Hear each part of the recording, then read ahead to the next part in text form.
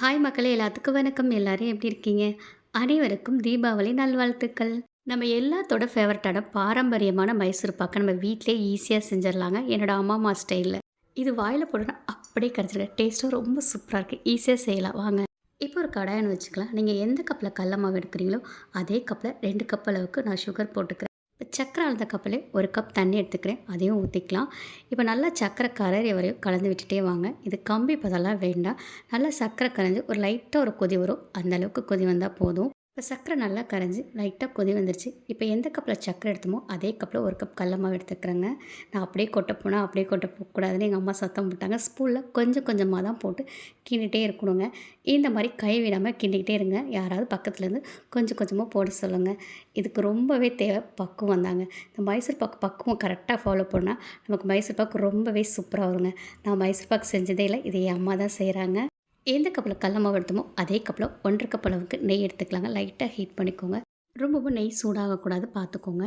இப்போ பாருங்கள் சுகரில் நல்லா கடல மாவு கரைஞ்சி இந்த மாதிரி இருக்கணும். கட்டியே இல்லாமல் இருக்குது பாருங்கள். கை விடாமல் கலந்துக்கிட்டே இருக்கணுங்க. கலந்துக்கிட்டே இருக்கும்போது நம்ம கட்டி விழுகாது. இப்போ நம்ம ஹீட் பண்ணி வச்சுருக்க நெய்யை கொஞ்சம் கொஞ்சமாக விட்டு கலந்துக்கிட்டே வாங்க. அப்படியே நெய் போட்டுறக்கூடாது. நான் இதவே 5 தடவை நெய் ஊற்றி கலந்துக்கிட்டே இருக்காங்க. இந்த நெய்யிலேயே தான் நமக்கு கடல மாவு வேக போதுங்க. அப்போ தான் நல்லா டேஸ்ட்டாக இருக்கும். கடலை மாவு வாசமும் வராது. சில பேர் வறுத்து போடுவாங்க. ஆனால் என்னோடய அம்மா இப்படி தான் செய்வாங்களாம். என் அம்மாவும் எனக்கு இப்படி தான் சொல்லி கொடுத்தாங்க.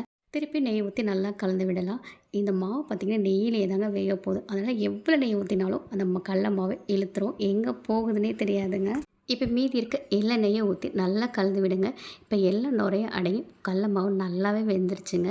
இப்போ அடுப்பை ஆஃப் பண்ணிடலாம். இப்போ பிளேட்டோ ட்ரேயோ எடுத்து நெய் தடவி வச்சுக்கோங்க. இது அப்படியே சுட சுட இருக்கும்போது எடுத்து ஊற்றிடுங்க. ஆறி ஊற்றினீங்கன்னா ரொம்ப எரியும். அப்புறம் நமக்கு மைசூர் பாக்கு மாதிரி கட் பண்ண வராது. இப்போ ஒரு ஸ்பூனில் கொஞ்சமாக நெய் தடவிட்டு இந்த மாதிரி வீடியோவில் காட்டுற மாதிரி பண்ணிக்கோங்க. நான் குட்டி கப்பில் தான் கடல மாவு எடுத்தேன். எனக்கு 10 துண்டு மைசூர் பாக்கு கிடச்சிச்சு. இப்போ இதை சூடாக இருக்கும் போதே கட் பண்ணிக்கலாங்க. நான் கொஞ்சம் பெருசாக தான் கட் பண்ணியிருக்கேன். நீங்கள் சின்னதாக வேணால் கூட சின்னதாக கட் பண்ணி எடுத்துக்கோங்க. இந்த தீபாவளிக்கு கண்டிப்பாக இந்த கீ மைசூர் பாக்கு உங்கள் வீட்லேயும் செஞ்சு சாப்பிட்டு பாருங்கள். இதோட டேஸ்ட் அப்படி இருக்குங்க.